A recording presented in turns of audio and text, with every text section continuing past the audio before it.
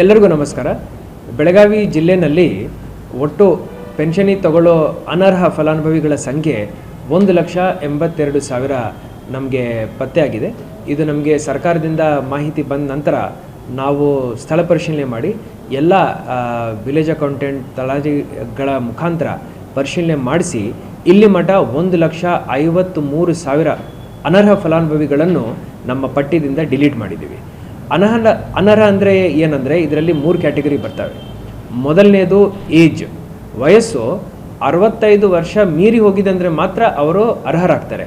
ಆದರೆ ಎಲ್ಲ ಡಾಕ್ಯುಮೆಂಟ್ಗಳಲ್ಲಿ ಅದಕ್ಕಂತ ಕಡಿಮೆ ವಯಸ್ಸು ಇರೋವರು ಪೆನ್ಷನಿ ತಗೊಳ್ತಾ ಇದ್ದಾರೆ ಅಂತ ಹೇಳಿ ನಮಗೆ ಆ ಸೂಚನೆಯಲ್ಲಿ ಮಾಹಿತಿ ಬಂದಿದೆ. ಸೊ ಅವರನ್ನು ತೆಗೆದಿದ್ದೀವಿ. ಜೊತೆಯಲ್ಲಿ ಇನ್ಕಮ್ 35,000 ಇರಬೇಕಿತ್ತು. ಅದಕ್ಕಂತ ಜಾಸ್ತಿ ಇನ್ಕಮ್ ಸರ್ಟಿಫಿಕೇಟ್ ಇರೋವರನ್ನು ನಾವು ಈ ಒಂದು ಪಟ್ಟಿದಿಂದ ಪೆನ್ಷನಿ ತಗೊಳ್ಳೋ ಅರ್ಹ ಪಟ್ಟಿದಿಂದ ಅವರನ್ನು ಹೊರಗೆ ಹಾಕಿದ್ದೀವಿ. ಮೂರನೇದು ಸ್ಥಳಾಂತರ. ಈಗ ನಮ್ಮ ಜಿಲ್ಲೆನಲ್ಲಿರಲ್ಲ, ಬೇರೆ ಕಡೆ ಇರ್ತಾರೆ. ಸೊ ಈ ಎಂಟೈರ್ ರೇಷನಲೈಸೇಷನ್ ಪ್ರಾಸೆಸ್ಸಲ್ಲಿ ನಮಗೆ ಈಗ 1,53,000 ಜನ ಅನರ್ಹ ಫಲಾನುಭವಿಗಳನ್ನು ನಾವು ಪೆನ್ಷನಿಯಿಂದ ಈ ಪಟ್ಟಿಯಿಂದ ಹೊರಗೆ ಹಾಕಿದ್ದೀವಿ. ಸೊ ಇದೊಂದು ಭಾಳ ಉತ್ತಮ ಕೆಲಸ.